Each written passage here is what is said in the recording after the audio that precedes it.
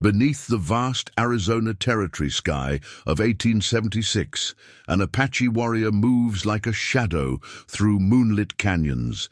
His people know him as Silent Wind, trained in the ancient ways by medicine men who saw greatness in his spirit. Miles away, in a settler's town, a young woman faces the hangman's rope at dawn. Her crime? Healing the sick with indigenous medicine when the town doctor's treatments failed. The settlers whisper witch, but she holds her head high, knowing her only sin was mercy. As night deepens, Silent Wind reads the messages carried on the desert breeze, the same winds that taught him of honor, justice, and the true meaning of courage. Now, destiny calls him to this foreign town, where two worlds will collide in ways no one could foresee.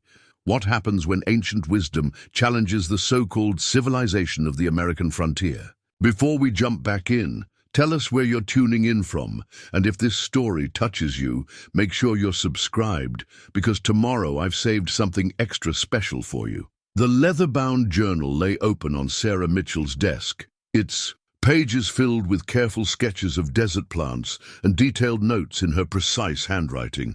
She dipped her quill in ink, recording the day's events by candlelight. Outside her window, the town of Copper Creek slumbered beneath a blanket of stars, unaware of the ancient wisdom taking root in their midst. Patient responded well to the willowbark tea combined with echinacea, she wrote, her hand steady despite the weight of the day's confrontations. Fever broke by sunset. Mrs. Henderson's boy will live, though Dr. Morris claimed nothing could be done. Sarah paused, remembering the local physician's face when he'd discovered she'd defied his pronouncement of death. His eyes had hardened with something darker than professional rivalry, fear, perhaps, or hatred of what he didn't understand. She touched the dried herbs hanging from her ceiling rafters, sage, desert lavender, creosote bush. Each bundle held memories of solitary walks in the desert, where she'd first encountered the old Apache woman who would change her life. Maria, they'd called her in town, though Sarah suspected that wasn't her true name. For 3 months, they'd met in secret among the red rocks, the elderly healer teaching Sarah the medicine ways her people had known for generations. "The earth gives us what we need," Maria had said, her weathered hands gathering yellow flowers. "But you must listen with more than your ears. Listen with your spirit." Sarah had listened. She'd learned to read the desert signs, to understand how each plant spoke of its purpose through its shape, its smell, its place in the landscape. Her father's medical books, inherited from his practice back east, now shared shelf space with her own observations of healing ways far older than Hippocrates. But today's success with young Thomas Henderson had come at a price. She'd seen the whispers, the crossed fingers, the mothers pulling their children to the other side of the street. 10 years as the town's midwife and unofficial healer counted for nothing against the growing tide of suspicion. The candle guttered, casting shadows on the journal's pages. Sarah added a final line.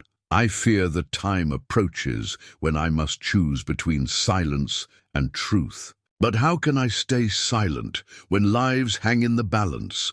A sudden wind rattled her window, carrying with it the scent of rain and sage. Sarah closed her eyes, remembering Maria's last words before she disappeared into the desert. "When the storm comes, child, bend like the greasewood.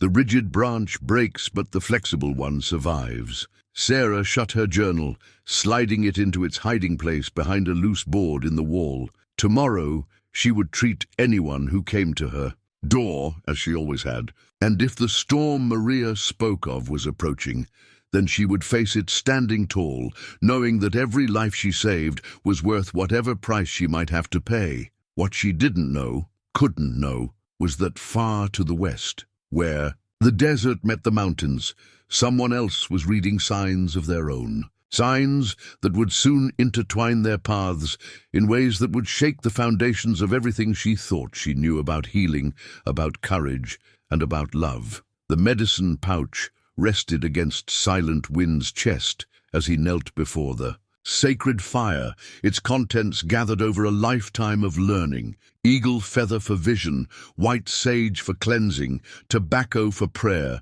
and herbs whose names were spoken only in ceremony. Old Bear, his teacher since childhood, sat across from him, the firelight deepening the lines of wisdom in his face. "The spirits have shown me your path," Old Bear said in Apache, his voice carrying the weight of generations. "It leads to the white man's territory." Silent Wind remained still, letting the words settle like stones in a stream. Since his vision 3 nights ago, of a woman with healing hands and eyes that held starlight, he had known change was coming. But this was not a direction he had expected. "Our people need me here," Silent Wind replied, watching the smoke spiral upward to where ancestors dwelled among the stars. Old Bear reached into the fire with a stick, stirring the embers. "Sometimes the greatest service to our people comes from walking beyond our boundaries. The woman in your vision, she bridges 2 worlds, like you." Silent Wind touched the scars on his forearm, remembering the mountain lion that had marked him during his coming-of-age ceremony. The wounds had taught him that pain could be a teacher if one was willing to learn its lessons. The settlers fear what they do not understand. "As do we all," Old Bear said. "But you were given the name Silent Wind because you move between worlds without disturbing their surface. Like the wind that carries seeds across the desert, you will plant understanding in barren ground." From his medicine bundle, Old Bear withdrew a small object wrapped in buckskin. He passed it to Silent Wind, who unwrapped it carefully. Inside lay a crystal, clear as mountain water but with a heart of deep red. "This belonged to your grandmother," Old Bear said. "She was a bridge builder too before the fever took her. She said it would be needed when the time was right." Silent Wind held the crystal up to the firelight. Within its depths, he saw again the woman from his vision, but this time she was weeping, her hands bound. The image filled him with an urgency he couldn't explain. "When do I leave?" he asked, already knowing the answer. "The moon is full tonight. The owl has called 3 times. Your horse is ready." Old Bear rose, his joints crackling like the fire. "Remember, the strongest medicine comes not from herbs or ceremonies, but from the courage to heal what others would keep broken." Silent Wind stood, securing his medicine pouch and the crystal. He had learned long ago that questions were often more valuable than answers, but some paths had to be walked to be understood. The night wind carried the scent of rain from distant mountains, speaking of changes to come. As he mounted his paint horse, Old Bear pressed something else into his hand, a small bundle of dream sage, the kind used only for the most powerful ceremonies. "When the time comes," the elder said, "you will know how to use it." Silent Wind tucked the sage into his pouch and turned his horse eastward, toward lands where his people rarely ventured. Behind him, Old Bear's voice carried on the wind. "Remember who you are, Silent Wind. In your heart beats the drum of our ancestors, but in your mind lives the wisdom of tomorrow." The stars above guided his path as he rode into the night, the medicine pouch keeping time with his heartbeat. Somewhere ahead, a woman with healing hands waited, though she didn't know it yet, and with her, perhaps, lay the seeds of a future, where wisdom could flow like water between 2 worlds that had forgotten they shared the same earth, the same sky, and the same need for healing. The makeshift courthouse, normally the town hall, buzzed with whispers as Judge Harrison's gavel struck the wooden block. Sarah Mitchell stood straight back before him, her hands folded at her waist, refusing to show the fear that fluttered in her chest like a trapped bird. "Order," the judge commanded, his voice cutting through the murmurs. "We are here to determine the guilt or innocence of Sarah Mitchell, charged with practicing witchcraft and unauthorized medicine, resulting in the death of Martha Coleman." Sarah's throat tightened. Martha Coleman had been dead before they called her, the consumption too far advanced. But she'd eased the woman's passing with herbs that took away the pain, allowed her to speak final words to her children. Now, those same children sat in the courthouse, their faces torn between gratitude and fear. Dr. Morris rose to testify, his black coat pristine, his watch chain glinting in the afternoon light. As the only qualified physician in Copper Creek, I can state unequivocally that Miss Mitchell's practices are not only dangerous, but deadly. Mrs. Coleman was under my care, responding to proper medical treatment, until this woman interfered with her native potions and incantations. Sarah wanted to laugh at the absurdity. Martha had been coughing blood for weeks under Morris's proper medical treatment, but she held her peace. Her father had taught her that truth needed no defense. It simply was. Still, she couldn't help noticing how Morris avoided meeting her eyes. "Did you witness these incantations personally, Doctor?" her appointed defender, young Mr. Roberts, asked. "I didn't need to," Morris snapped. "The evidence is clear. Strange lights in her cabin at night, mysterious meetings with savages in the desert, herbs and bones hanging from her rafters like some pagan temple, and now a dead woman." The crowd rustled. Sarah saw Mrs. Henderson clutch her son, the boy she'd saved just days ago, closer to her chest. The woman's eyes met Sarah's briefly before darting away. "I call Rachel Turner to the stand," Morris announced. Sarah's heart sank as her former friend approached the witness box. Rachel had been there the night Martha died, had helped Sarah tend to her, but fear could make betrayers of anyone. "Tell us what you saw, Mrs. Turner," Morris prompted. Rachel twisted her apron in her hands. She was speaking in a strange tongue, had these bundles of leaves burning. "Martha's fever got worse after that, and then—" She paused, glancing at Sarah with something like regret.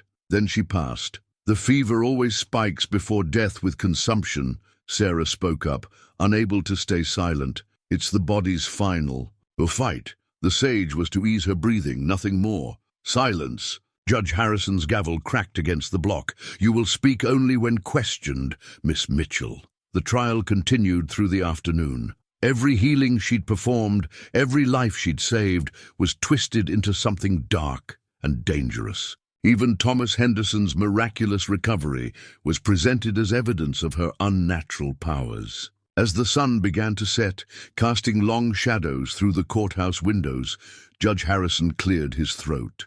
"Having heard the evidence, I am prepared to render judgment." Sarah lifted her chin, meeting his gaze. In his eyes, she saw not hatred but something worse, the cold certainty of a man who believed he was doing right. "Sarah Mitchell, you have been found guilty of practicing witchcraft and causing the death of Martha Coleman through unauthorized medicine. The penalty for such crimes is death by hanging, to be carried out at dawn 2 days hence." The courthouse erupted in chaos. Some cheered, others wept. Through it all, Sarah stood unmoved, even as the sheriff approached with manacles. "Miss Mitchell," Judge Harrison spoke again, almost gently now, "if you renounce your practices and swear never to heal again, the court might show mercy." Sarah thought of Maria's teachings, of the lives she'd saved, of the ancient wisdom that flowed through her hands.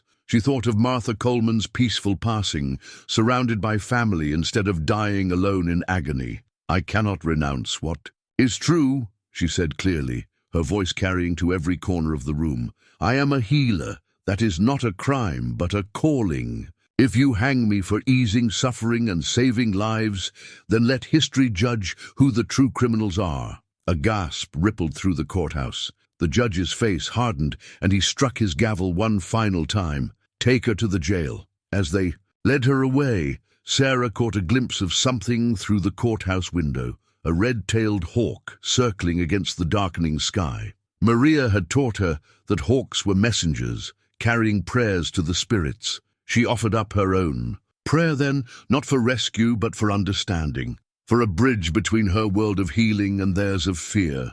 She couldn't know that far away, under the same darkening sky, a man with a medicine pouch was already reading the signs that would lead him to her. Couldn't know that her prayer was already being answered in ways she could never have imagined. Moonlight filtered through the iron bars of Sarah's jail cell, casting silver patterns on the rough wooden floor. She sat on her narrow cot, fingers tracing the smooth surface of her grandmother's moonstone pendant, the only possession they'd allowed her to keep. Outside, a coyote's lonely call echoed through the desert night. The pendant caught the moonlight, seeming to glow from within. Her grandmother had given it to her on her deathbed, whispering, "Some things are older than the laws of men, Sarah.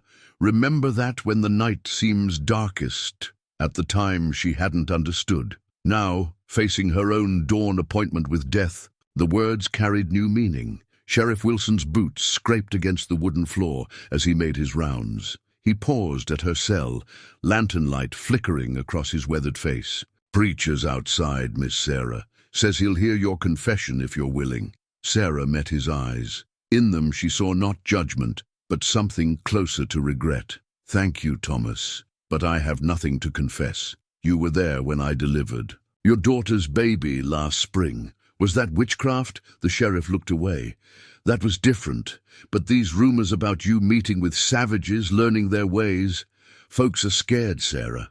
Scared of what they don't understand. Understanding comes from listening, not from fear," she said softly, remembering Maria's words. "Your daughter and her child lived because I combined my father's medical knowledge with medicines as old as these mountains. How can that be evil?" He didn't answer, just moved on, his footsteps fading into the night. Sarah closed her eyes, letting her thoughts drift to the desert beyond the town's boundaries.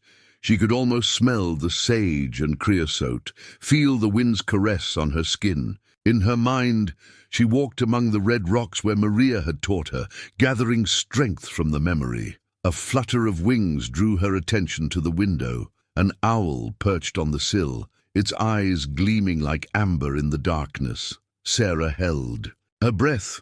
Owls were rare in town. Maria had taught her they were messengers, carriers of dreams and portents. The owl hooted once, soft and low, then launched itself into the night. As it disappeared, Sarah felt a strange stirring in the air, like the moment before a storm breaks. Her pendant grew warm against her skin, and for an instant she thought she saw shapes in the moonlight, a rider moving through desert canyons, guided by starlight and ancient wisdom. The vision faded, but the warmth remained. Sarah lay back on her cot, still clutching the pendant. The night wind whispered through the bars, carrying the scent of sage and something else, promise perhaps, or destiny. Miles away, Silent Wind dismounted in a sheltered canyon, reading signs invisible to other eyes. The crystal from Old Bear pulsed with a faint light, growing warmer as he faced eastward toward the settlers' town.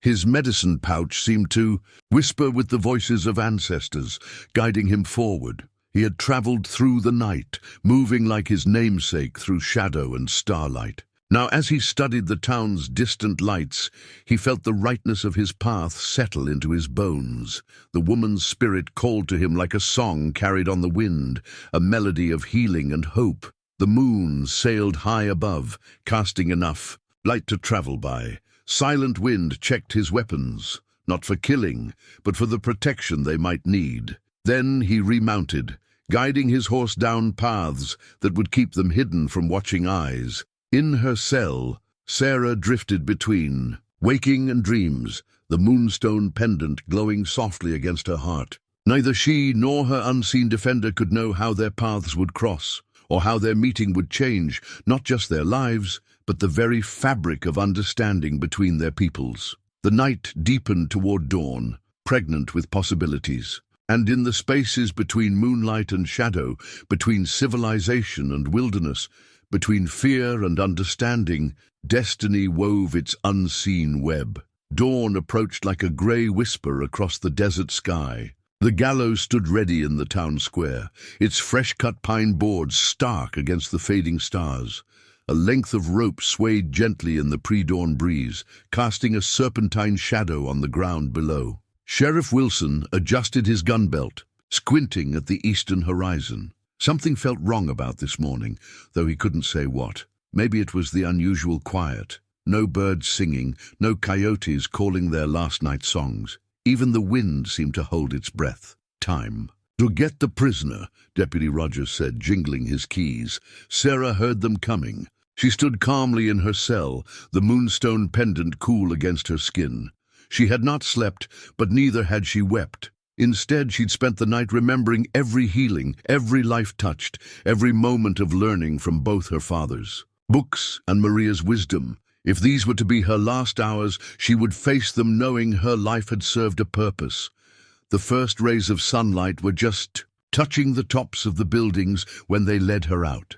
A small crowd had gathered, some faces showing sorrow, others triumph, most simply the blank mask of those who believed justice was being served. Dr. Morris stood at the front, his watch chain glinting. "A shame it had to end this way, Miss Mitchell," he said, but his eyes showed no regret. They led her up the gallows steps. The rough wood caught at her skirts, and Sarah noticed absently that someone had taken the time to sweep the platform clean. Such strange courtesies humans offered to those they were about to kill.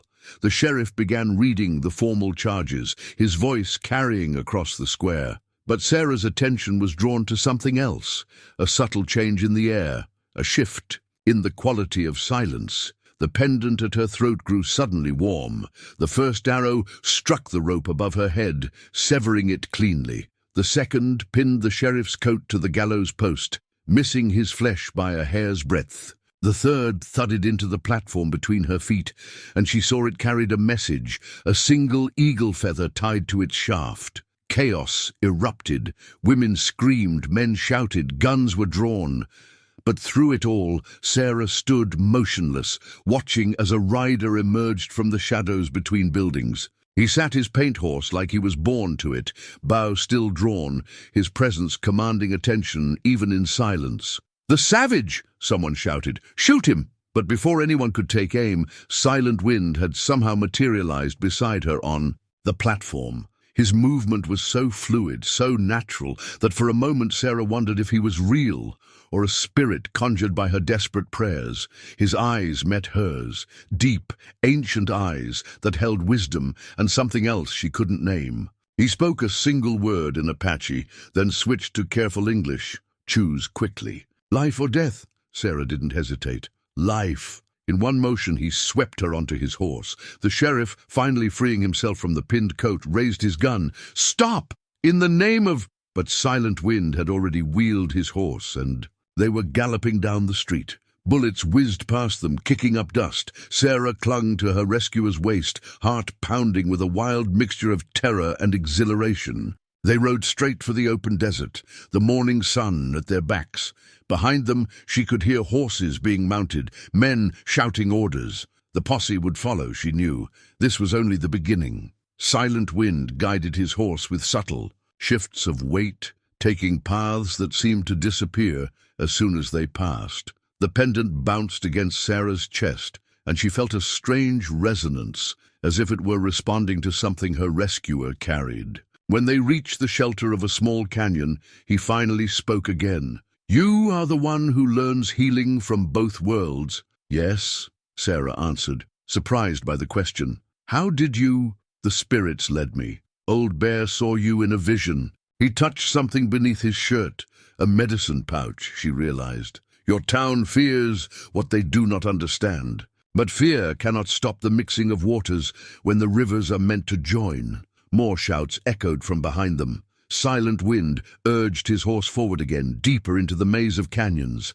Sarah looked back once at the dust rising from their pursuers' horses, then turned to face forward. She had chosen life, not just survival, but a life that might build bridges between worlds. The piece of rope that had been meant to end her life now trailed from her wrist where they'd failed to remove it in the chaos. Silent Wind saw it and drew his knife. With a quick motion, he cut her bonds, but caught the rope before it could fall. "Keep it," he said, pressing it into her hands. "To remember that death is not always what it seems. Sometimes it is just a door to a new path." Sarah nodded, tucking the rope fragment into her pocket as they rode on into the heart of the desert, toward a future neither of them could have imagined at yesterday's sunset. The sun climbed higher as Silent Wind guided his horse through a maze of narrow canyons. In his hands, he held an intricately marked map of the territory, its surface worn smooth with age and use.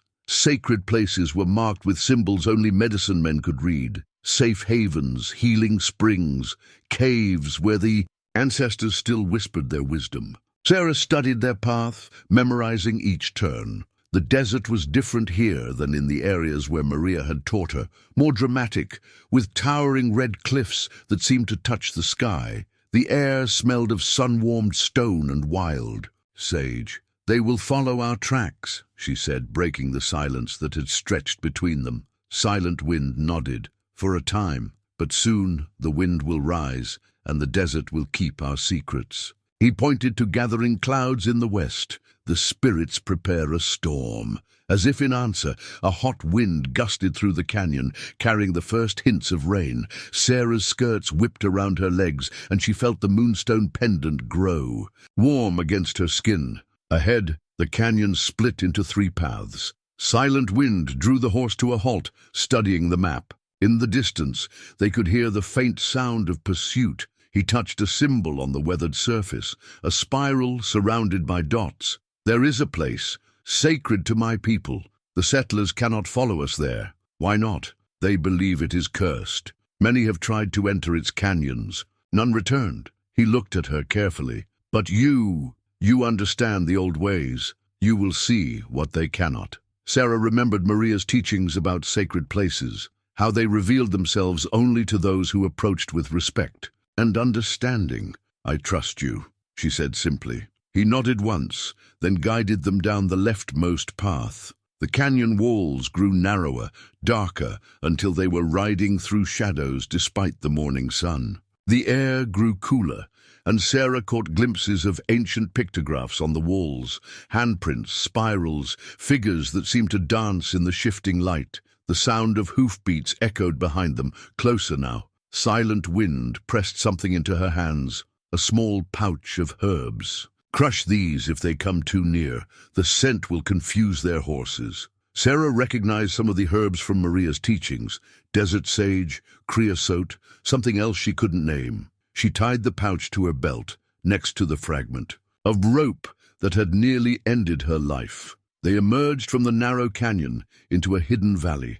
A spring bubbled up from between red rocks, surrounded by unexpectedly lush vegetation. Above them, the storm clouds gathered strength, and thunder rolled across the sky like distant drums. "We rest the horse here," Silent Wind said, dismounting. He helped her down, his touch respectful but brief. "The way ahead is harder. We must go on foot through passages only the wind knows." Sarah knelt by the spring, cupping her hands to drink. The water tasted of minerals and earth, alive with the desert's essence. When she looked up, Silent Wind was scanning the cliff walls, reading signs invisible to other eyes. The sounds of pursuit had faded, but both knew they couldn't rest long. Silent Wind spread the map on a flat rock, tracing their path with a finger. "Beyond these cliffs lies the place of my people. But first we must cross the Shadow Canyon." "Why is it called that?" "Because it is where the world of spirits touches our own. Those who enter with fear in their hearts become lost forever." He studied her face. "You are not afraid." Sarah thought of the gallows, of the faces in the crowd, of all she had left behind. "Fear serves no purpose now. I chose life, whatever form it takes." Thunder cracked overhead, closer now, and the first heavy drops of rain began to fall. Silent Wind quickly rolled the map, securing it in his medicine pouch. "The storm is our ally. It will wash away our tracks and blind those who follow." As they prepared to move on, Sarah saw movement in the shadows of the cliffs. A figure seemed to watch them, an old woman with long silver hair. When she blinked, the figure was gone. But the scent of sage grew stronger. "Maria," she whispered. Silent Wind touched her arm lightly. "The ancestors walk with us. They approve of your path." The rain fell harder as they left the spring, heading toward a nearly invisible crack in the cliff face. Behind them, lightning illuminated the valley, and for a moment Sarah saw their shadows cast huge against the red rock walls. Not two separate shapes, but one form, neither fully Apache nor fully white, something new emerging from the union of two worlds. She followed Silent Wind into the narrow passage, leaving behind not just her pursuers, but the rigid boundaries that had defined her world. Ahead lay uncertainty, danger, and the promise of a truth larger than the small fears of small minds. The cave they sheltered in was small but dry, its entrance hidden behind a curtain of rain-soaked vines. Silent Wind built a fire so small it seemed barely more than a candle flame, yet it cast enough warmth to keep the mountain chill at bay. Between them sat a worn water skin, its surface decorated with symbols Sarah recognized from Maria's teachings. "You must drink," Silent Wind said, offering her the water skin. "The desert takes life quickly from those who forget." Sarah accepted, noting how he had drunk. Second, a gesture of trust that spoke louder than words. The water tasted of leather and minerals, carrying the essence of the hidden springs they had passed. "Your name," she said carefully, "Silent Wind. What does it mean in your language?" She spoke the Apache words Maria had taught her, crude but sincere. His eyes widened slightly at her use of his tongue. "You speak the old words." "Only a few. Maria, the elder who taught me healing. She shared what she could in the time we had." Silent Wind nodded slowly. "My name, it was given when I was young. The elders saw that I could move without disturbing even the morning dew, but more than that, they saw I could walk between worlds, the seen and unseen, the old ways and the new, without breaking the balance of either." A comfortable silence fell between them, broken only by the soft crackle of their tiny fire. Outside, the storm continued its cleansing work, erasing their tracks and keeping their pursuers at bay. "Why did you save me?" Sarah finally asked, the question that had burned in her mind since the gallows. Silent Wind reached into his medicine pouch, withdrawing the crystal she had glimpsed earlier. In the firelight, it seemed to hold its own inner flame. "The ancestors spoke of you in visions." Old Bear saw a healer who bridged two worlds, like water flowing between two cups. "But more than this," he paused, choosing his words carefully, "I saw the truth of your heart. You heal not for power or pride, but because it is the song your spirit sings." Sarah touched her grandmother's pendant, feeling its familiar warmth. "Your people won't welcome me," she said softly, "just as my people feared your ways. Some will fear. Others will remember that all medicine comes from the same source, whether it flows through white hands or Apache ones." He offered her a strip of dried meat from his provisions. The human heart knows truth when it tastes it. As they shared the simple meal, Sarah found herself speaking of her father, of his medical books and gentle hands, of how he had taught her that healing was a sacred trust. Silent Wind listened, offering his own stories of learning from Old Bear, of vision quests and ceremonies that opened the eyes of the spirit. When Sarah began to shiver despite the fire, Silent Wind unwrapped a blanket from his few possessions. The gesture was practical, yet in its simplicity lay a deeper meaning. Trust given and received, boundaries respected even as they dissolved. "Tomorrow," he said, "we cross the most dangerous part of our journey. You should rest." Sarah nodded, wrapping herself in the blanket that smelled of horses and desert sage. As she drifted towards sleep, she heard Silent Wind singing softly, a healing song, she realized, though different from those Maria had taught her. Yet somehow she understood its essence, its prayer for protection and guidance. The last thing she saw before sleep took her was Silent Wind's profile against the cave wall, steady and watchful, his medicine pouch glowing faintly with the same inner light as her grandmother's pendant. Two traditions, two paths of healing, beginning to weave together like strands of a stronger rope than the one that had nearly taken her life. Dawn painted the canyon walls in shades of amber and rose as Sarah and Silent Wind made their way along a narrow trail. They had left the cave before first light, but already the sun promised another scorching day. Between them, they carried a freshly gathered bundle of healing herbs, their fragrant essence rising in the morning warmth. The sound stopped them both, a weak cry, barely audible over the wind's whisper through the rocks. Silent Wind held up his hand, head tilted, listening. The cry came again, from a crevice just off the trail. They found the young eagle wedged in a narrow gap between boulders, one wing twisted at an awkward angle. Its fierce eyes showed no fear, only pain and defiance. A sign. Silent Wind said softly, "The eagle is a messenger of the sky spirits." Sarah knelt carefully, her healer's eyes assessing the damage. "The wing isn't broken, just dislocated. If we work together," Silent Wind nodded, already reaching for his medicine pouch. "I will sing the healing songs. You use your knowledge." Of bones, they worked in harmony, each bringing their own medicine to the task.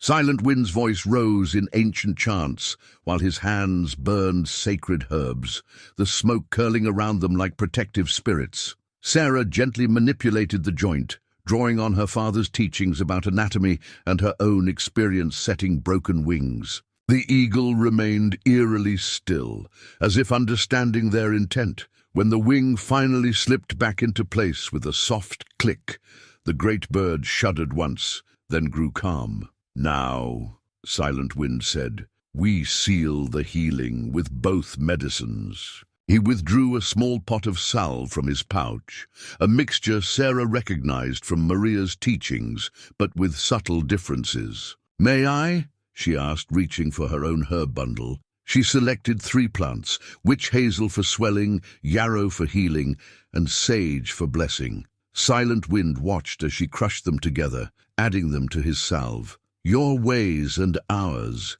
he said, "like streams joining to form a stronger river." Together they applied the medicine, their hands working in unconscious synchronization. The eagle's eyes slowly closed, accepting their touch with unusual trust. "My father would have used laudanum and splints," Sarah mused. "It would have worked, but the eagle's spirit would have slept," Silent Wind finished. "Sometimes the body must stay awake to remember its own healing." They sat back, watching as the eagle tested its wing with small movements. The morning sun had climbed higher, turning the canyon into a forge of light and heat. "Maria tried to teach me this," Sarah said softly. "That healing isn't just about mending bodies, it's about understanding the spirit that lives in all things." Silent Wind gathered their medicines, carefully rewrapping each bundle. "And your father's teachings, were they only about the body?" Sarah smiled, remembering. "No, he used to say that half of healing was giving people hope, helping them believe in their own recovery." "Then perhaps your father knew more of our ways than he realized." Silent Wind offered her the water skin. "All true healing comes from the same source, whether we call it God, or the Great Spirit, or simply the wisdom of the earth." The eagle stirred, spreading its wing to its full span. The movement was cautious but strong. Soon it would fly again. "In my town," Sarah said, "they would have said this was witchcraft, healing with songs and smoke instead of proper medicine. And my people once said that white man's medicine was evil because it came from books instead of visions." Silent Wind's voice held a gentle irony. "Fear makes us blind to the truth that healing has many paths." The eagle launched itself suddenly, powerful wings catching the updraft. They watched it soar against the blue sky, its flight strong and sure, as if it had never been injured. "We should go," Silent Wind said, but his voice was pleased. "The eagle's recovery is a good sign. The spirits approve of our joined medicine." As they continued their journey, Sarah felt something shift inside her, a deeper understanding of what Maria had tried to teach her. It wasn't about choosing between 2 ways of healing, but about seeing how they could flow together, like tributary streams joining to form a mighty river.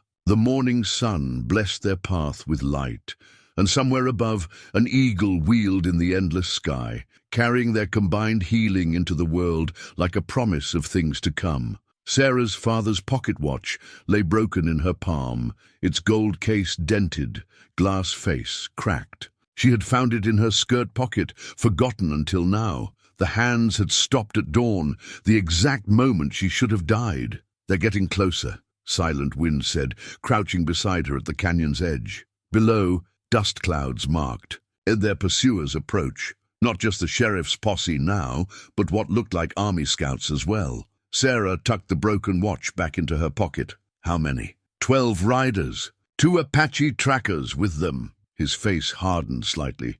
Men who have forgotten their own ways. The sound of distant hoofbeats echoed off the canyon walls. They had been moving steadily higher into the mountains, but the army scouts were skilled at following even the faintest trails. "They'll separate soon," Silent Wind continued, reading the land like a book. "The army scouts will take the high path, thinking to cut us off at Thunder Pass.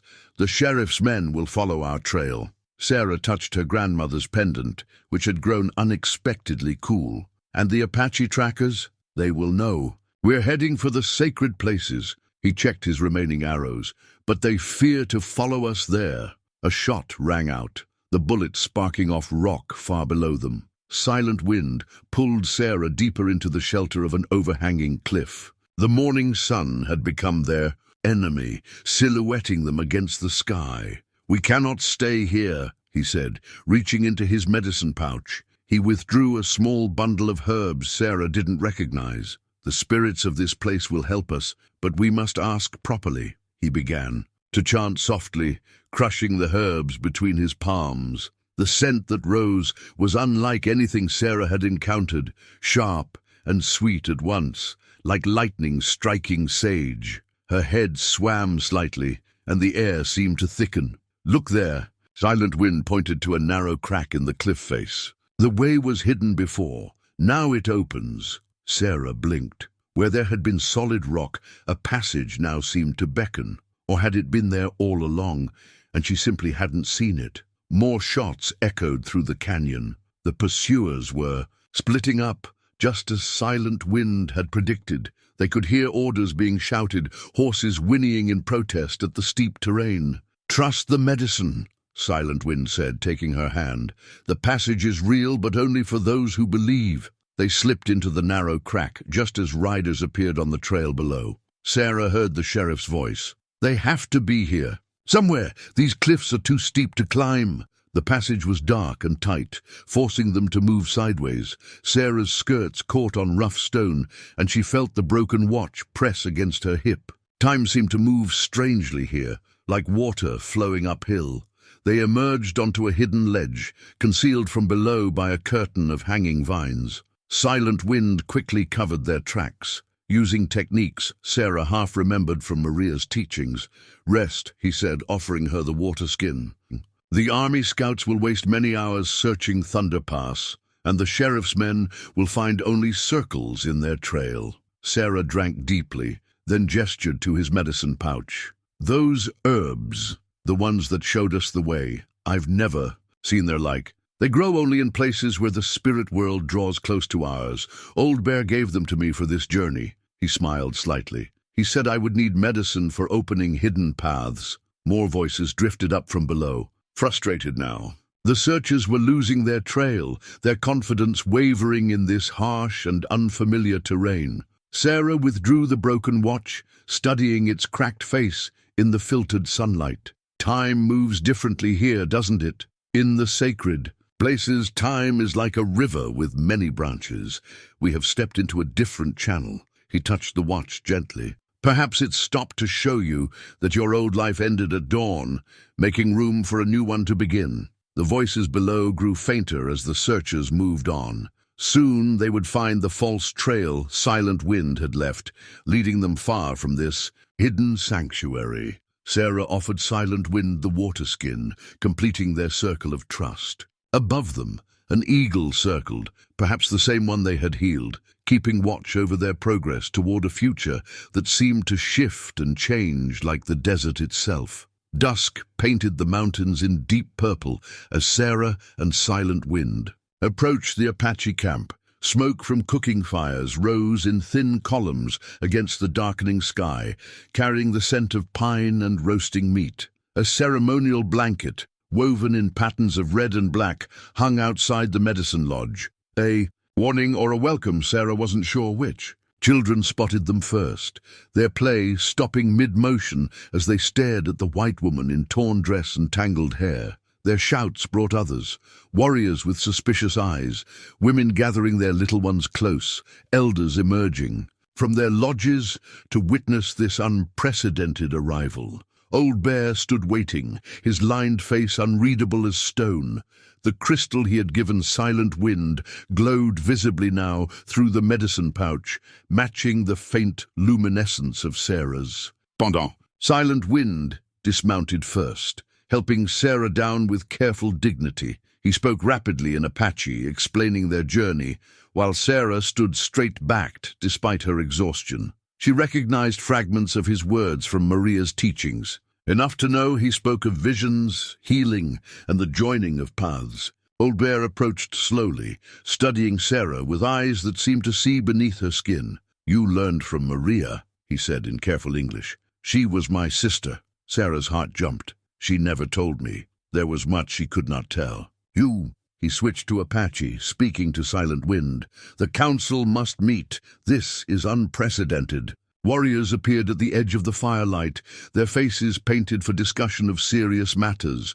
Women gathered too, their whispers a steady undercurrent of concern and curiosity. A young woman stepped forward, offering Sarah a clay cup of water. The gesture was small but significant, hospitality offered before the council's decision. Sarah accepted with both hands, as Maria had taught her. Old Bear led them to the council fire, where other elders had gathered. An ancient woman with silver hair gasped when she saw Sarah's pendant. "Where did you get this?" she demanded in Apache. "My grandmother's gift," Sarah replied in the same tongue, her accent careful but clear. "She said it was older than memory." The old woman's eyes widened. She spoke rapidly to Old Bear, who nodded slowly. "Many threads come together here," he said. "The pendant you wear, it was made by our people long ago, given to a white medicine woman who helped our tribe survive the fever times. Your grandmother."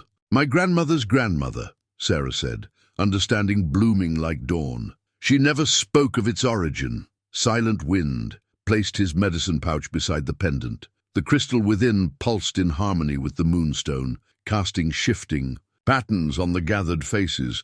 An elder spoke harshly from the shadows. "She is still white. Her people hunt us like animals." "She was hunted too," Silent Wind answered, "for healing, for walking between worlds as I do." Old Bear raised his hands for silence. "The signs are clear. The crystal speaks to her pendant. The eagle they healed together watches our camp.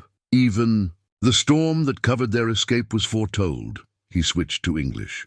"But you must understand, daughter of two paths, acceptance will not come easily. There are wounds older than your pendant." Sarah straightened. "I know healing takes time, and trust must be earned. I ask only for the chance to learn, to share what I know, and to prove that wisdom knows no color." The ancient woman with silver hair stood suddenly, her voice ringing with authority. She pulled a ceremonial blanket from her shoulders, red and black and white, woven in patterns Sarah recognized from Maria's teachings. With formal gravity, she draped it around Sarah's shoulders. "The pattern speaks of bridges," the old woman said in Apache, "of paths joining. I've kept it 40 years, waiting for this sign." She turned to the council. "Who are we to question what the spirits have clearly joined?" Silence fell around the fire. Then Old Bear nodded once, with finality. "So be it. She will stay. She will learn our ways, as Silent Wind learns hers. Together they will forge a new medicine, stronger than either alone." The tension broke like a fever. Children crept closer, touching Sarah's torn skirts with wondering fingers. Women approached with food and offers of clean clothing. The warriors remained watchful, but their hostility had turned to cautious curiosity. Silent Wind touched Sarah's arm gently. "Welcome," he said softly, "to your new path." Under the stars, the council fire burned bright, its smoke carrying prayers and possibilities into the vast desert night. Sarah knelt beside her partially burned medicine book, salvaging what pages she could. The book had been found by a young Apache scout who discovered it discarded near the town's militia camp. Its leather cover was scorched, many pages reduced to ash, but some of her careful drawings and notes remained, a bridge between her. "Old life and new, they're moving deeper into our territory," Silent Wind said, entering the medicine lodge where Sarah had spent the past week learning from Old Bear. "The army scouts lead them now, 20 men, well armed. Old Bear looked up from the herbs he was sorting. "They do not seek just you anymore," he told Sarah. "They use you as an excuse to push into our hunting grounds." Sarah traced her fingers over a surviving page, her notes on using willow bark, alongside Maria's teachings about pain-easing ceremonies. "Dr. Morris will have convinced them. I'm either a witch or your prisoner." He never could accept that there might be medicine beyond his understanding. A commotion outside drew their attention. Two young warriors rushed into the lodge, speaking rapidly in Apache. Silent Wind's face hardened as he listened. "They found our western hunting camp," he translated for Sarah. "Burned it. Left a message written in Apache. They want us to surrender you, or they'll keep coming." Old Bear rose, his movement fluid despite his age. "They believe we force you to stay, that we bewitched you." He laughed, but there was no humor in it. "They cannot imagine that wisdom flows both ways." Sarah stood, clutching her damaged book. "I should go back, explain." "No." Silent Wind's voice was firm. "They would hang you still and use your death to justify taking our land." He touched the medicine pouch at his chest. "There is another way." Old Bear nodded slowly. "The crystal shows you something. A way to protect both our people and our knowledge, but it will require trust from everyone." Outside, the camp was stirring like a disturbed anthill. Warriors painted themselves for scouting. Women packed essential items in case they needed to move quickly. Children were gathered into the central lodges. Sarah saw her two worlds colliding, threatening to destroy each other. A young Apache mother approached, carrying a feverish child. Despite the crisis, she looked to Sarah with trust born of the past week's shared healing work. Sarah handed her burned book to Silent Wind and took the child in her arms, feeling the heat of infection. "Bring me the white willow bark," she said. In Apache, and the sacred blue sage Old Bear showed me. As she worked, combining her father's knowledge of fever with Apache healing songs, she felt the tension in the lodge shift. This was what they were really fighting for, not land or pride, but the power to heal, to protect, to nurture. Silent Wind watched her work, then turned to Old Bear. "The town fears her power because they don't understand it. But what if we showed them?" The old medicine man's eyes narrowed. "Showed them what?" "That her healing comes from knowledge, not witchcraft. That our medicine and hers are two paths to the same truth." Silent Wind spread Sarah's burned book on a woven blanket. "These drawings, they're like the teaching marks we make on cliff walls. A way to pass wisdom forward." Sarah looked up from her patient, understanding dawning. A demonstration of combined healing, not just for the tribe, but for the town too. Old Bear was silent for a long moment, listening to something only he could hear. Finally he reached for his own medicine pouch. "It is dangerous. The wrong word, the wrong gesture, and blood will flow." "Blood flows already," Silent Wind said quietly. "But Sarah and I have learned that when two medicines work together, the healing is stronger than either alone." The feverish child stirred, his temperature already dropping under the combined treatments. His mother touched Sarah's hand in gratitude, then Silent Wind's, acknowledging them both as healers. "It must be your choice," Old Bear told Sarah. "Your people may see it as betrayal." Sarah thought of Dr. Morris's rigid certainty, of the town's fear of anything different. She thought of Maria, teaching her in secret, building a bridge between worlds one herb at a time. "No," she said firmly, "the real betrayal would be to let fear destroy wisdom that could save lives." She stood, still holding the sleeping child. "If we don't find a way to share our knowledge, to show that healing knows no boundaries, then both our peoples lose something precious." Silent Wind touched the crystal through his medicine pouch. "Then we must prepare. The town's hunters come. With guns and anger, we must meet them with something stronger." "Hope," Sarah said, laying the child in his mother's arms. "We must meet them with hope." In the quiet hour before dawn, Sarah sat beside the medicine lodge, stringing beads on a leather cord. Her fingers, once skilled only with surgical thread and bandages, now moved surely through the intricate patterns Maria had taught her. White shell beads alternated with darker ones of polished Apache turquoise, a bridge between worlds, like everything else in her new life. Silent Wind found her there, as she had known he would.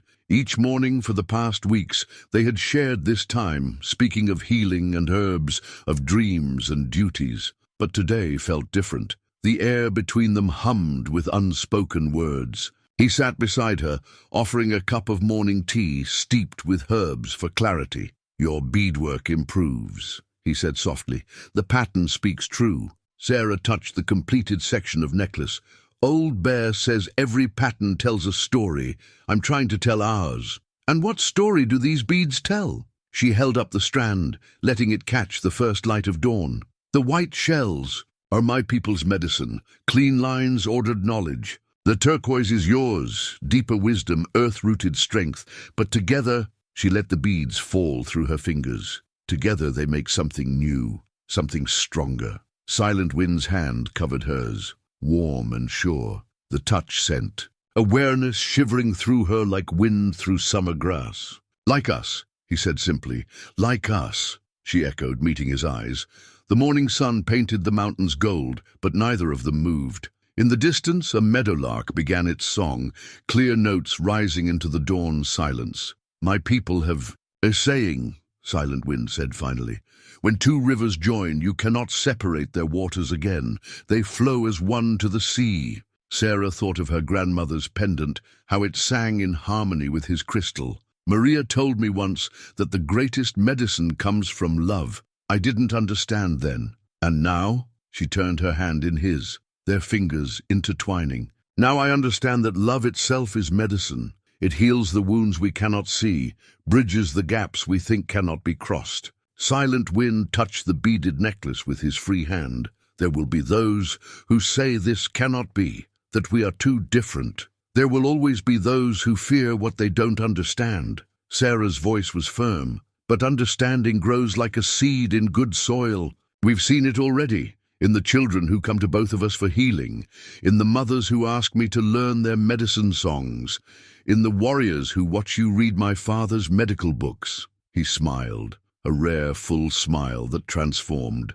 his serious face. "Old Bear says we were chosen by the spirits for this path, that our love will help heal not just bodies, but the breach between our peoples." "A heavy destiny," Sarah said softly, "but not a lonely one." Silent Wind reached into his medicine pouch and withdrew something that caught the morning light like captured fire. A necklace of his own making, turquoise and white shells, but also silver that he had shaped himself, and a single perfect crystal that sang to her grandmother's pendant. "In my tribe," he said, "when a medicine man chooses his life partner, he makes a necklace that tells their story, not just what is, but what will be." He held it out to her.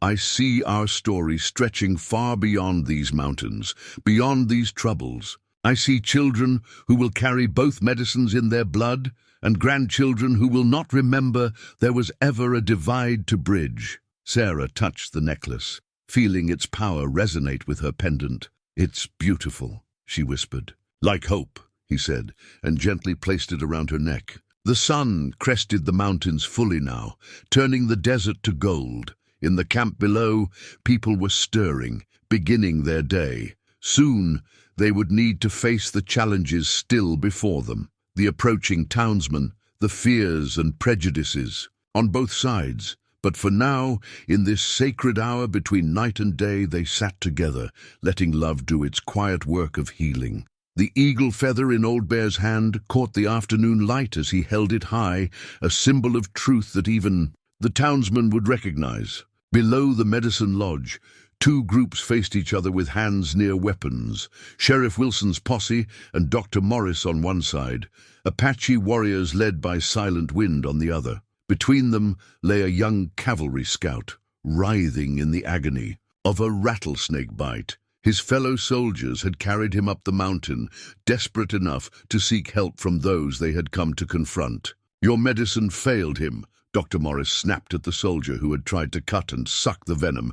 "And now you bring him to savages?" "We bring him to Sarah Mitchell," the soldier corrected, his voice firm. "We've heard what she can do." Sarah knelt beside the injured man, her mind already cataloguing symptoms: swollen limb, rapid pulse, the distinctive fang marks above his ankle. She wore both her grandmother's pendant and Silent Wind's beaded necklace, their power humming together like distant thunder. "Silent Wind," she called, not taking her eyes from her patient. "I need the rattlesnake medicine." He moved to her side, ignoring the way the townsmen's hands tightened on their weapons. From his medicine pouch, he drew out a small leather bag of sacred herbs, plants that his people had used against snake venom since before the Spanish came. "This is nonsense," Dr. Morris protested. "He needs proper medical treatment." "He needs both," Sarah cut him off, her voice carrying the authority of two traditions. "Your cutting and bleeding removes some venom, yes,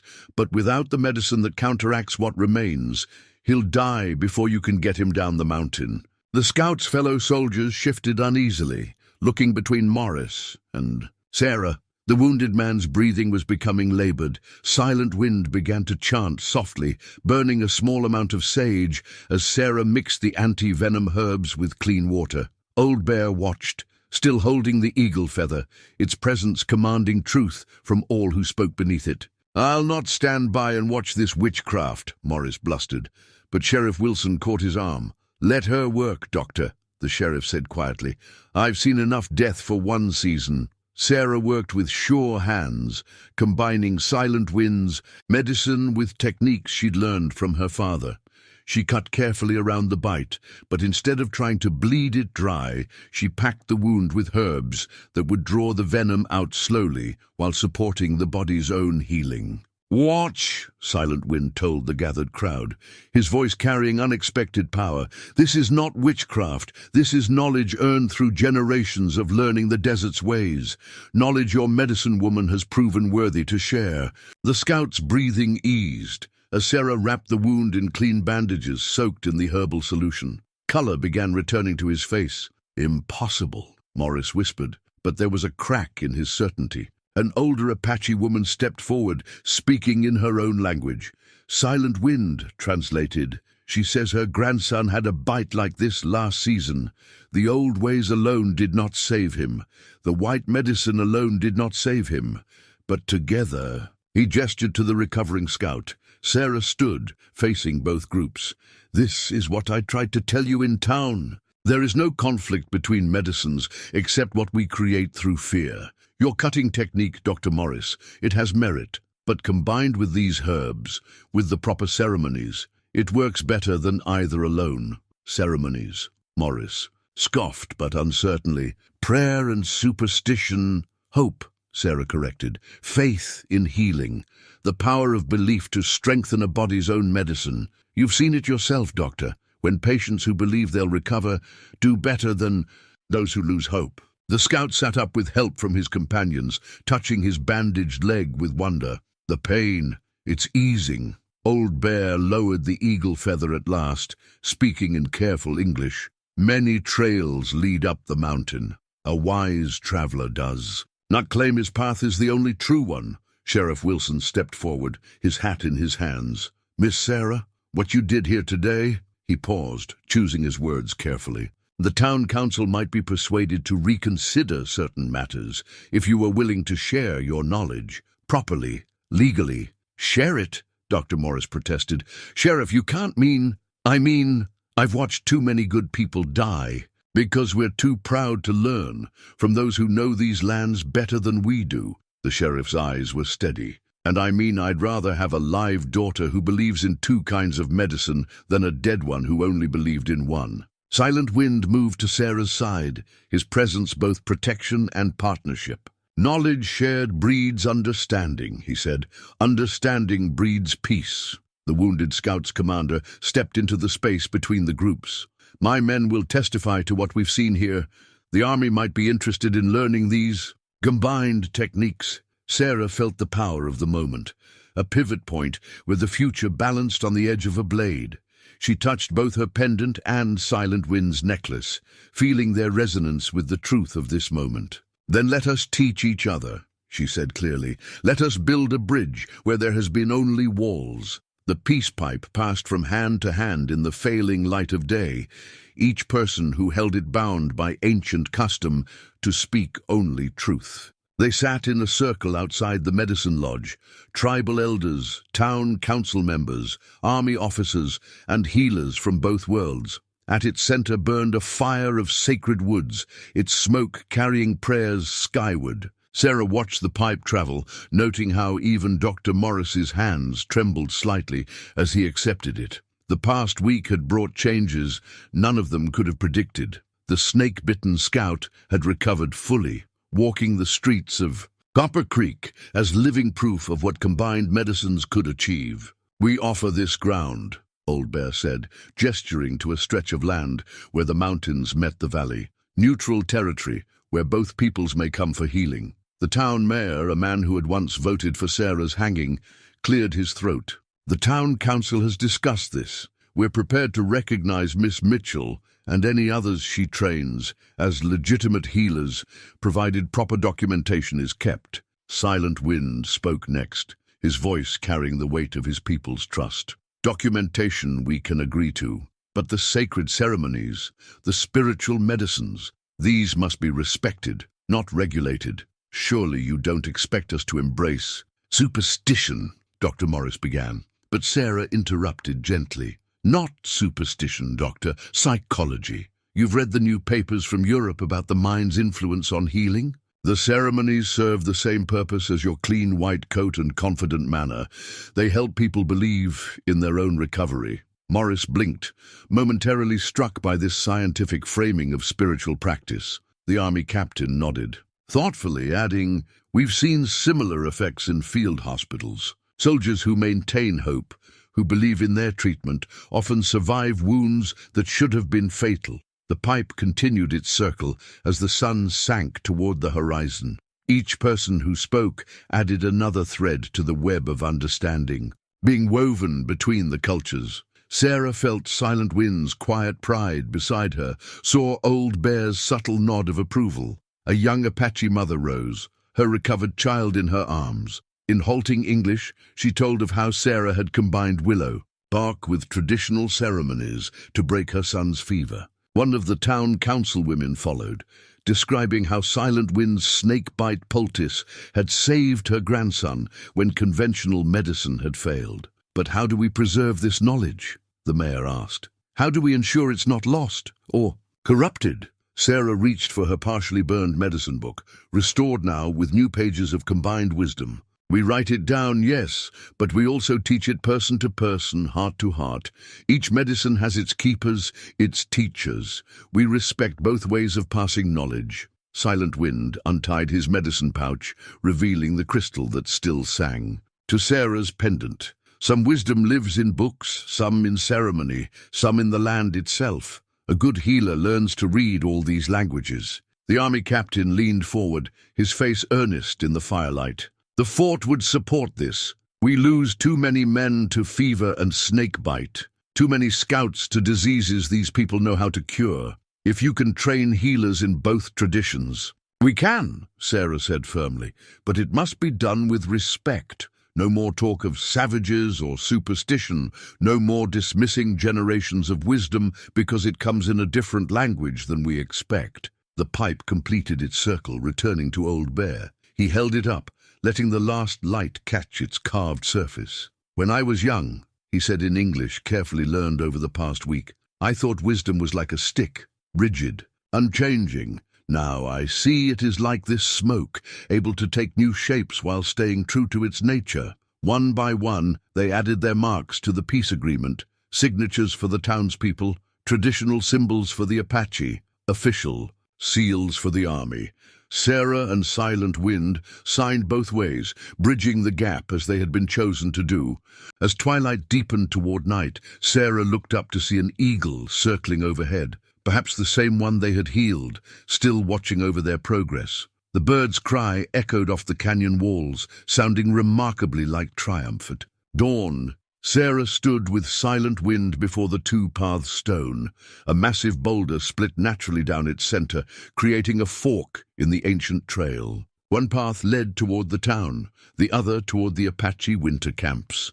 The stone's weathered surface bore the marks of countless generations who had paused here to contemplate their direction. "Old Bear says we must choose," Silent Wind said, softly, his hand warm in hers. "The peace holds, but our people still live apart. We cannot walk both paths forever." Sarah touched her grandmother's pendant, which now hung beside Silent Wind's crystal on a single cord. "When I was young, my father told me that the hardest choices are the ones that shape not just our lives, but the lives of others." The rising sun painted the stone in shades of amber and rose, highlighting the petroglyphs carved by ancient hands, symbols of journeys, choices, destinies. A fresh marking had been added recently, 2 spirals joining to form a single pattern. "The tribe would welcome you fully," Silent Wind said. "You've earned their trust, learned their ways. The children already call you Medicine Woman in our tongue. And the town council has offered to build us a proper clinic," Sarah added. "A place where both medicines could be practiced openly, where both peoples could come for healing." They sat beside the stone, sharing the morning meal of bread and dried meat. Below them, the desert, awakened, lizards emerging to warm themselves, early birds calling their territories, the first hints of day's heat rising from the rocks. "Perhaps," Silent Wind said slowly, "the choice is not which path to take, but how to make a new one." Sarah looked at him questioningly. "The Apache have always known that the strongest paths are those that follow the land's own wisdom. See how water flows around obstacles, creating new channels." He gestured to a dry stream bed below.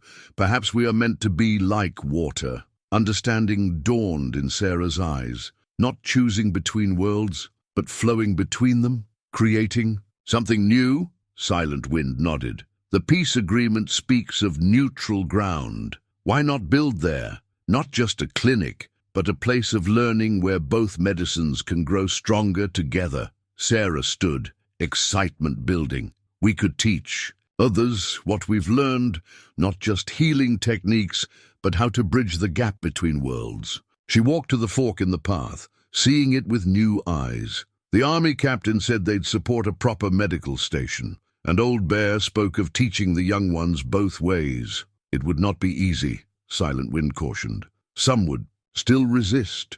Change comes slowly to both our peoples." "But it does come," Sarah said firmly. "Look how far we've traveled already, from the day you cut me down from those gallows." Who would have believed then that Apache elders would sit in peace with town council members, that Dr. Morris would admit there might be wisdom in ceremony? Silent Wind rose, joining her at the path's fork. "Then we make our choice by refusing. To choose, by building something new between the old ways." "Not between," Sarah corrected gently. "Above, like that eagle we healed, seeing both territories as one landscape, both peoples as one family in need of healing." They stood together as the sun climbed higher, casting their shadow across the ancient stone, the marking of joined. Spirals seemed to shift in the changing light, becoming something more, a map perhaps, or a promise.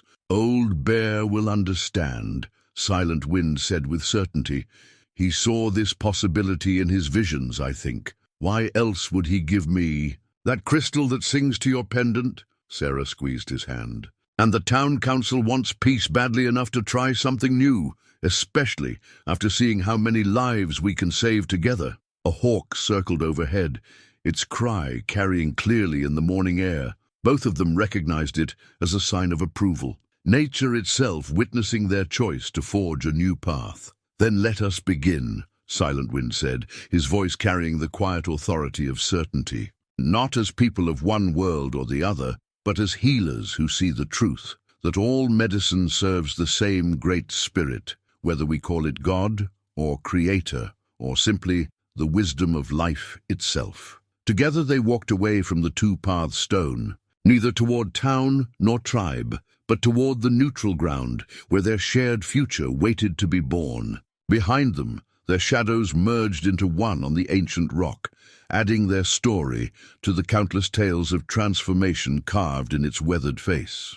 The unity cloak hung in the entrance of the new healing lodge, its intricate design combining Apache patterns with European medical symbols. Autumn sunlight streamed through the windows, illuminating the main room where Sarah and Silent Wind worked together, teaching a mixed group of students, Apache youth, town children, and 2 army medics. The willow bark must be gathered at first light, Sarah explained, holding up a bundle of dried branches. But before you harvest, you must understand what Silent Wind will show you. Silent Wind stepped forward, burning a small bundle of sage. The medicine is not just in the bark, he said in the clear English he'd mastered over the past months.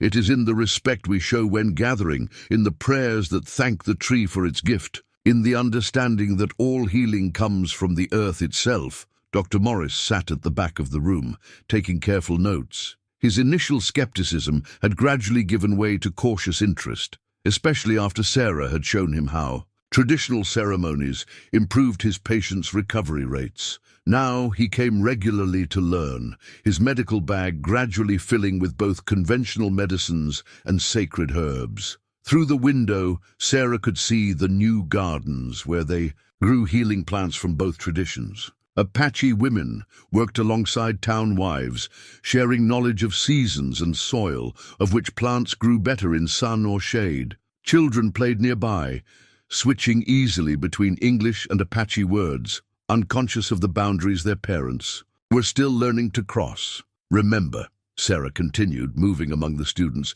each medicine has its place. Sometimes the body needs physical healing. She held up her father's surgical tools, kept bright and clean. Sometimes the spirit needs ceremonial healing. She gestured to the sacred items on Silent Wind's medicine shelf. A true healer learns to see which is needed, or how they might work together. A commotion outside drew their attention. A rider approached at speed, one of the Apache scouts who patrolled the boundaries of the neutral territory. But instead of bringing news of trouble, he carried something else, a letter. Silent Wind read it first, his face breaking into a rare smile. The Army Medical Corps has approved our proposal. They will send more students and supplies and... He paused, looking at Sarah. They want us to document our methods for other territories. Sarah felt the weight of the moment. What had begun as a desperate escape from the gallows had grown into something far larger, a true bridge between worlds that others might follow. The afternoon sun caught her grandmother's pendant and Silent Wind's crystal, now permanently wrapped together in a single setting that hung above the main treatment area. Their combined light fell across the unity cloak, making its patterns seem to dance. Old Bear, who had been dozing by the fire, opened his eyes. I see others coming, he said in the voice he used for visions, not just from the fort or the town or the tribe, from far places, drawn by the story of 2 medicines becoming one. Let them come, Sarah said softly. There's room enough for all wisdom here. Their students had gathered around the unity cloak, young fingers tracing its patterns as they discussed the day's lessons. Sarah watched them with quiet joy, Apache children explaining European anatomy to their white friends, town children demonstrating sacred herb-bundling techniques to their tribal classmates. Silent Wind moved to her side, his presence as steady as the mountains themselves. Do you ever regret, he asked quietly, the choice we made? Sarah thought of her old life in town, of the gallows that had nearly ended her journey, of the desperate flight through desert canyons. She thought of all that had grown from those dark moments, not just their love, but this place of healing and hope. How can I regret choosing a wider path? She answered. Look at them. She nodded toward their students. They don't see 2 medicines anymore. They see one healing, flowing through many channels. The afternoon light softened toward evening. Soon the day's last patients would arrive, townspeople and tribal members alike, coming to this neutral ground where all healing was honored, all wisdom respected. Here, under the combined light of crystal and pendant, watched over by the unity cloak that told their story in thread and symbol, a new way of living was taking root. Not just survival, but transformation. Not just peace, but understanding. a future neither people could have imagined alone, growing stronger with each child who learned both ways, each patient who experienced the power of combined healing, each small step toward a world where wisdom knew no boundaries. 1 year later, spring painted the desert in unexpected colors. Wildflowers dotted the neutral ground between town and tribal lands, and in the center the healing lodge had grown. New buildings had sprouted around the original structure, including a dormitory, for students who traveled from distant territories to learn the combined medicines. Inside the nursery, Sarah placed her newborn daughter in the cradle board Silent Wind had carved. Its surface told their story in traditional symbols, but the padding inside was soft white cotton from the town's dry goods store. The baby's dark eyes watched the light play across her grandmother's pendant and her father's crystal, still hanging together above the main treatment area. "She's born to both worlds," Old Bear said, coming to stand beside them.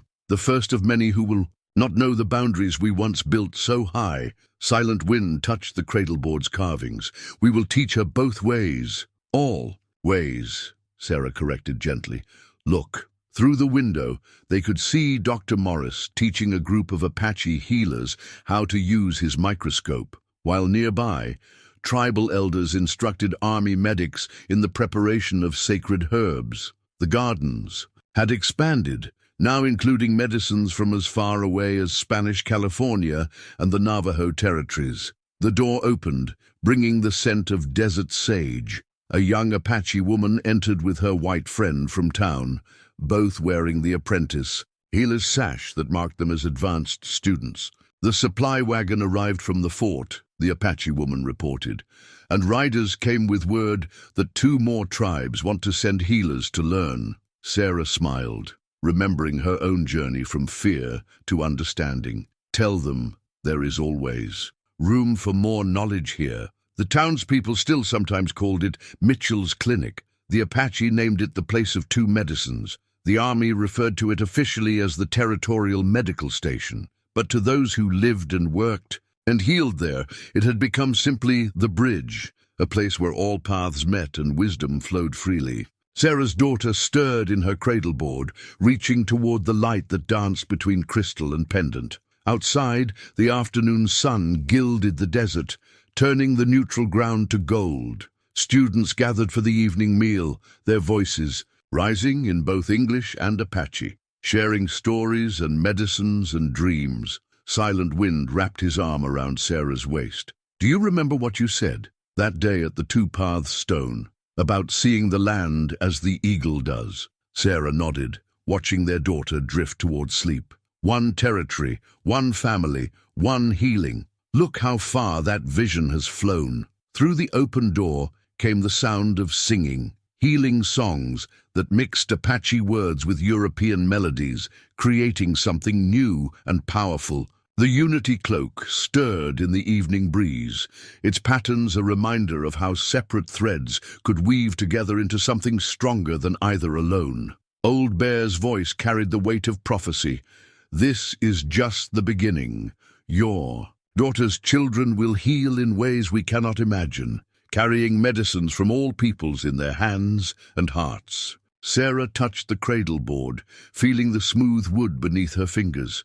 She thought of that desperate dawn at the Gallows, of the rope that had nearly ended her journey. That same rope, now woven with threads of many colors, hung preserved in the teaching lodge, a reminder that death sometimes led to rebirth, that endings could become beginnings, that love and courage could transform even the darkest moments into light. "Sleep well, little one," she whispered to her daughter.